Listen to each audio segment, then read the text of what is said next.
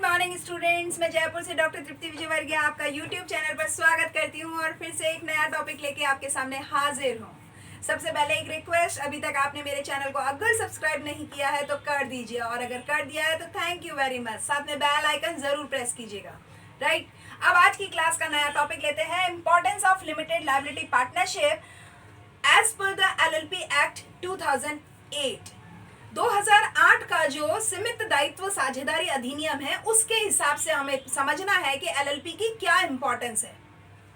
मैंने इसके लिए जो पिछले वीडियो आपको LLP के समझाए हैं उसमें भी मैंने आपको बताया है कि LLP is the mixed version of partnership and private company limited, यानी 2013 का एक्ट और 1932 का एक्ट का मिक्सिंग अगर कर दिया जाए तो हमारा 2008 का एक्ट बन जाता है। ठीक है, तो अब हम बात करते हैं इसकी सिग्निफिकेंस की या इसकी इंपॉर्टेंस की। क्या इसकी इंपॉर्टेंस आ गई है, तो इसकी जरूरत क्यों पड़ी। देखो, भारत है जो हमारा देश, इंडिया है, वो इकोनॉमिकली डेवलपिंग कंट्री है, राइट, और टेक्नोलॉजिकल वाइज भी ये बहुत सारी चीजों को अडॉप्ट कर रहा है।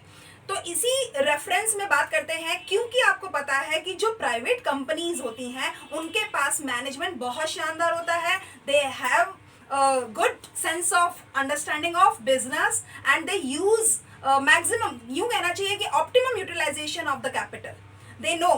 ठीक है, तो अब ये बात करते हैं जो अपनी पार्टनरशिप है उसमें क्या होता है, लोगों के पास में समझ वहां पे भी है, लेकिन समस्या क्या है, जो लायबिलिटी है वो अनलिमिटेड है और इसी चीज से वो बहुत ज्यादा रिस्क बियर नहीं करते हैं। तो इन दोनों का जो मिक्सिंग है वही है लिमिटेड लायबिलिटी कंपनी जो पार्टनरशिप में आ जाती है। ठीक है, तो इसकी बात करते हैं कि क्या क्या चीज़ों की ज़रूरत पड़ती है, किन समझदारियों की ज़रूरत पड़ती है, तभी तो इसकी सिग्निफिकेंस समझ में आएगी, इंपॉर्टेंस समझ में आएगी। तो ये कहता है कि मल्टी डिसिप्लिनरी प्रोफेशनल फर्म की अगर ज़रूरत आप महसूस करते हैं तो you should registered a LLP। उसके अलावा कहता है कि इसका जो restriction on number of partners है वो ये कहता है 464 का जो सेक्शन है वो कवर करता है। ठीक है, और जितनी भी जो पार्टनरशिप की फर्म्स होती हैं उसमें बहुत बड़ी हर्डल का काम जो था वो था लायबिलिटी, और इसी हर्डल से ओवरकम करने का काम है इस बिजनेस फॉर्म में, that is LLP, limited liability partnership. तो ये जब बात आ जाती है तो ये अपने आप में एक बहुत बड़ी सिग्निफिकेंस है कि लायबिलिटी की प्रॉब्लम को समझ करके, जो अनलिमिटेड लायबिलिटी की थी प्रॉब्लम, उसको समझ करके एक नया बिजनेस फॉर्म शुरू कर दिया गया है। राइट, अब आपको मैं एक चीज बताती हूँ जो मैंने लास्ट वीडियो में भी बताई थी कि जो पहली LLP फॉर्म थी हमारे इंडिया में 2008 में एक्ट बना था, और आपको पता है 2 अप्रैल 2009 में हमारी एक पहली LLP फॉर्म खुल गई थी, और आज 2011 की अगर मैं बात करूं तो 2011 तक में ये 4,580 LLPs हैं इंडिया में, और अगर आज प्रेजेंटली 2020 की बात करें तो 8,000 प्लस हैं ये।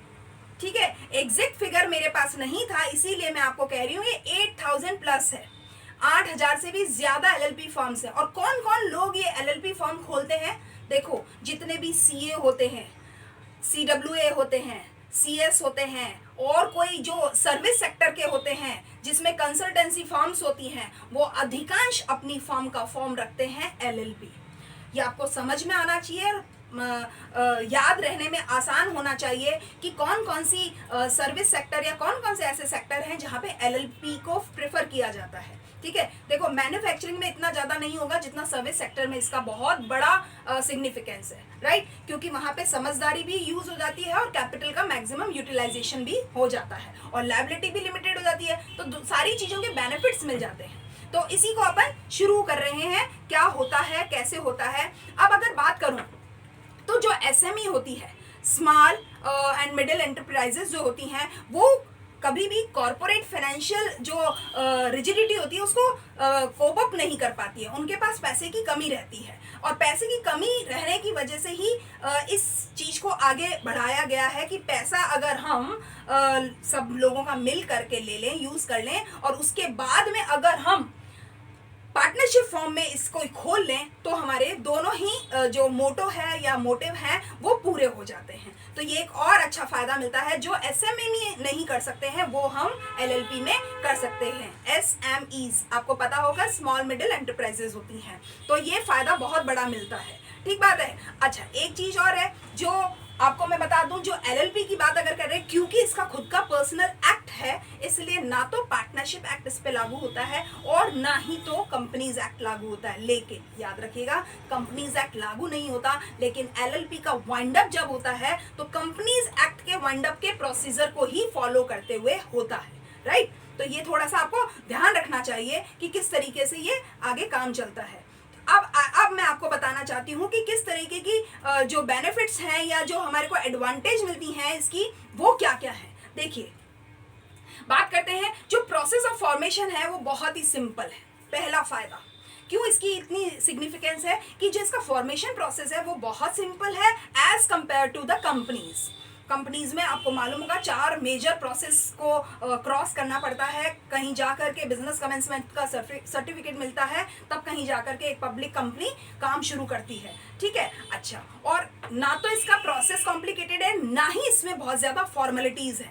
अब फॉर्मेलिटीज भी कम है, प्रोसेस भी सिंपल है, तो अपने आप में ही ये जो फॉर्म है बिजनेस का वो बहुत ज्यादा नीडी कह लो या बहुत ही कैप्चरिंग है, बहुत आसानी से लोग इसे यूज कर लेते हैं। अब आगे ही कहता है, अगर बात करें कॉस्ट की या जो मिनिमम फी ऑफ इनकॉर्पोरेशन की करें, तो ये कहता है बहुत ही कम है। अगर कम से कम मानो तो 800 और ज्यादा से ज्यादा मानो तो 5600 लगभग है ये। ठीक है। अब आगे की बात करते हैं।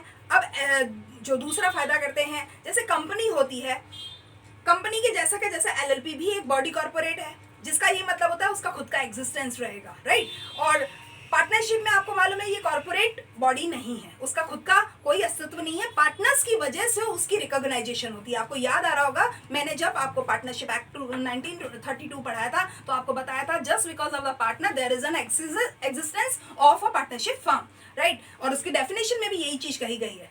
आगे ये कहता है, जो कानून की निगाह की अगर बात करें तो कानून की in the eyes of law partnership firm का इतना इंपॉर्टेंस नहीं है जितना कि LLP का है, क्योंकि एज अ कंपनी कानून उसका अस्तित्व मानती है, ऐसे ही LLP के एग्जिस्टेंस को भी हमारा कानून अपनी निगाह में सही और वजूद वाला मानता है। तो ये बात समझ में आ जाती होगी कि क्योंकि LLP अपने नाम से जानी जाती है, ना कि उसके पार्टनर्स के नाम से, तो इसका वजूद एक सिंपल पार्टनरशिप फर्म से ज्यादा होता है, इसलिए भी इसकी इंपॉर्टेंस है। आगे की बात करते हैं। अब क्योंकि LLP की भी सेपरेट लीगल एंटिटी है और वो एंटिटी उसके पार्टनर्स की जिंदगी से अलग है, पार्टनर्स की जिंदगी और एक फर्म की जिंदगी दोनों अलग अलग बातें होती हैं, तो ये कहता है दोनों अलग हैं और इसी वजह से इसका और भी ज्यादा ट्रेंड में है। आगे कहते हैं, liability for repayment of debts and lawsuit incurred by the LLP lies on it and not different from the lives of its partner. इसकी लायबिलिटी और इसके जो कानूनी दाव पेच हैं वो इसके पार्टनर्स की जिंदगी और पार्टनर्स के जो लॉसूट्स हैं उससे बिल्कुल अलग होते हैं।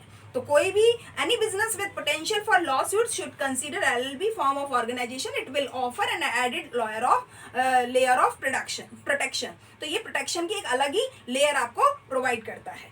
ऐसे ही LLP में क्योंकि परपेचुअल सक्सेशन है, आपको बताया था, तो ये कहता है जैसे कंपनी में होता है बिल्कुल इसी चीज का फायदा इसको भी मिलता है, यानी ये शाश्वत है, हमेशा रहने वाली है। ठीक है। तो ये कहता है the LLP shall continue to exist till it is wound up in accordance with the provisions of relevant law.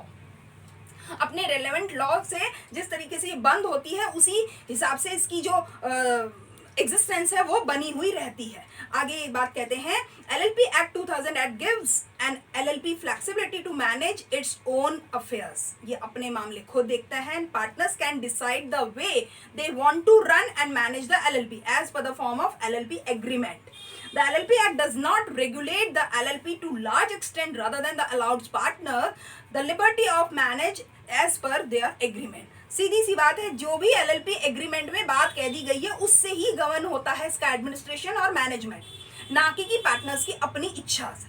जबकि पार्टनरशिप में ऐसा कुछ नहीं है, वहां तो डीड में भी वो बहुत फ्लेक्सिबल होते हैं। यहाँ पे सारी मामला जो होगा वो उसी पे डिपेंड करता है जो LLP एग्रीमेंट में आपने सेटल कर दिया गया है। और एक बात होती है, it is very easy to join और लीव द LLP और otherwise it is easier to transfer the ownership in accordance with the terms of LLP agreement. LLP agreement की जो टर्म्स हैं यानी शर्तें हैं उसके हिसाब से इसे ज्वाइन करना भी बहुत आसान है और इसे छोड़ना भी बहुत आसान है। इसके अलावा ये कहते हैं the LLP an legal entity is capable of owing its separate property and funds. इसके खुद के अपने संपत्ति भी होती है और कोष भी होते हैं यानी फंड्स भी होते हैं। And it is a real person in which all the property is vested and by which it is controlled, manage and disposed of. इसके खुद के नाम से होती है इसकी संपत्ति, इसी वजह से ये कंट्रोल भी उसी तरीके से होती है जैसे कि एक पर्सनल रियल पर्सन होता है। The property of LLP is not the property of its partner.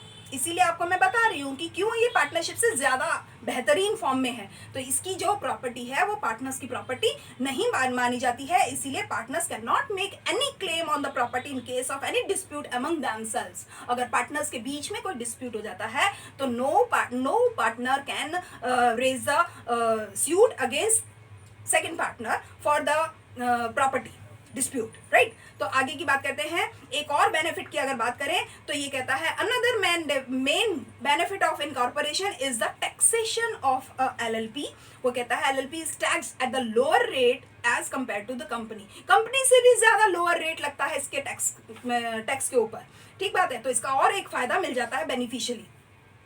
आगे की बात कहते हैं, अगर बात करें इनकॉर्पोरेशन की बात करें तो LLP is also not the subject to dividend distribution tax as compared to the company, so there will not any tax while you distribute profit to your partners। तो ये भी एक बहुत बड़ी बात होती है कि फाइनेंशियली आपको इस तरह का सपोर्ट मिल जाए कि टैक्स ज़्यादा ना देना पड़ता हो एज पर द कंपनी।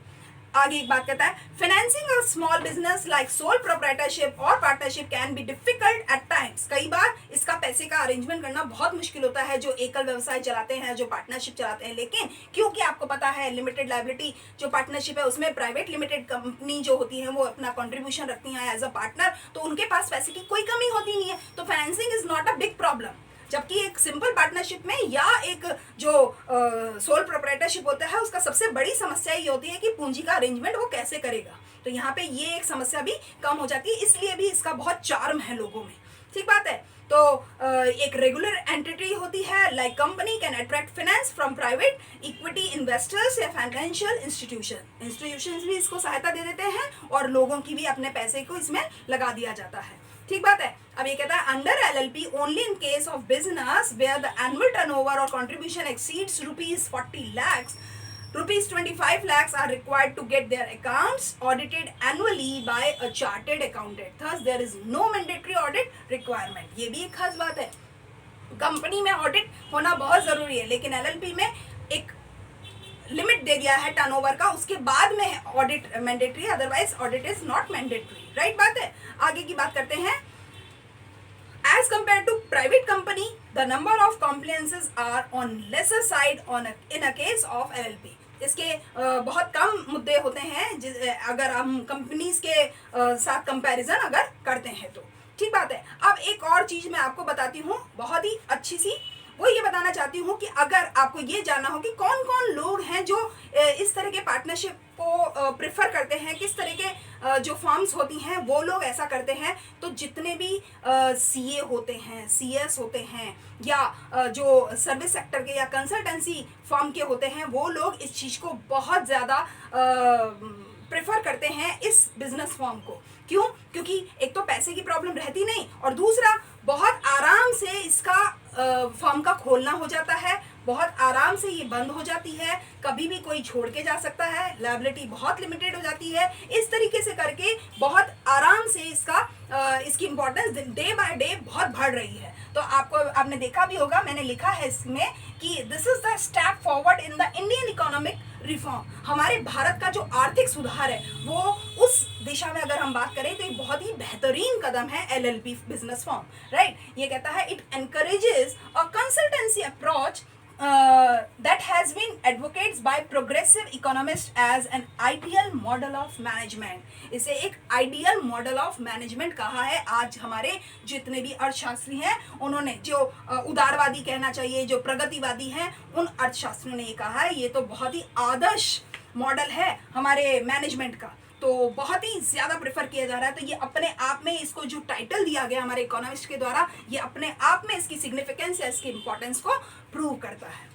पूरी उम्मीद करती हूँ आपको मेरा ये वीडियो पसंद आया होगा और समझ में आया होगा कि क्यों एलएलपी का इतना सिग्निफिकेंस बढ़ रहा है। Thank you for watching my videos regularly.